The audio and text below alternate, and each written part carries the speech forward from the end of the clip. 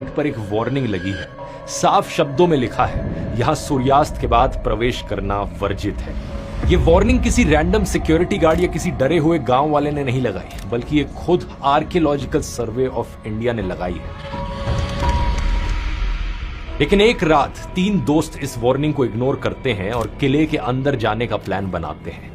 कैसे वो गार्ड्स की नजर से बचते हुए अंदर घुसेंगे और पूरी रात वहीं बिताएंगे।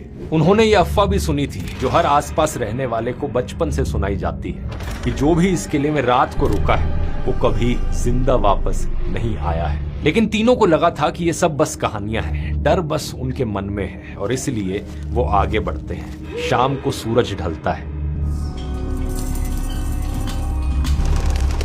रात के अंधेरे में तीनों किले के अंदर कदम रखते हैं। उनके पास बस एक टॉर्च थी, लेकिन अंधेरा इतना गहरा था, इतना भारी था कि टॉर्च की रोशनी बस कुछ फीट दूर तक जा पा रही थी। उससे आगे सिर्फ काला सन्नाटा। चलते चलते अचानक एक झटका लगता है। एक दोस्त का पैर फिसला और वो सीधा नीचे गिरा, एक पुराने सूखे कुएं में। उसे गहरी चोट आती है। बाकी दोस्त जैसे तैसे कर हिम्मत बटोर कर उसे कुएं से बाहर निकालते हैं और कार में लेटाते हैं। वो तुरंत फैसला करते हैं कि हॉस्पिटल ले जाया जाए, लेकिन इससे पहले कि वो गाड़ी हॉस्पिटल पहुंच पाती, रास्ते में एक मोड़ पर गाड़ी का एक्सीडेंट हो जाता है। तीनों दोस्तों की मौके पर ही मौत हो गई। स्थानीय लोगों का मानना है कि ये कोई एक्सीडेंट नहीं था, ये उस किले का श्राप था। उन्होंने रात को किले में रुककर नियम तोड़ा, और इस नियम को तोड़ने की कीमत किले ने उनकी जान से वसूली।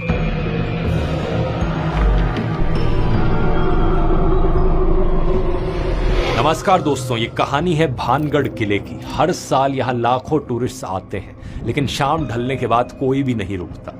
लोकल्स कहते हैं कि रात को यहाँ महिलाओं के रोने की, चीखने चिल्लाने की आवाजें आती हैं। रात को तो कोई जाता ही नहीं है। डर तो लगता है, पर कुछ क्या करें, दिखता नहीं, आवाज आती है।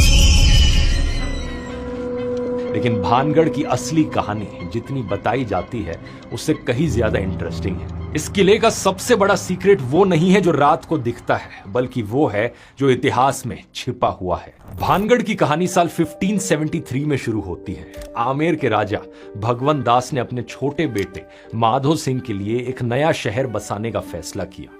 माधो सिंह मान सिंह के छोटे भाई थे, वही मान सिंह जो मुगल शहंशाह अकबर के सबसे करीबी जनरल्स में से एक थे। माधो सिंह ने अरावली की पहाड़ियों के बीच भानगढ़ बसाया। ये कोई छोटा मोटा किला नहीं था, ये एक पूरा शहर था। अपने पीक पर भानगढ़ में 9000 से ज्यादा घर थे। इसका रॉयल पैलेस 7 मंजिल ऊंचा था, और इसके अंदर गोपीनाथ मंदिर जैसे कई मंदिर थे। हवेली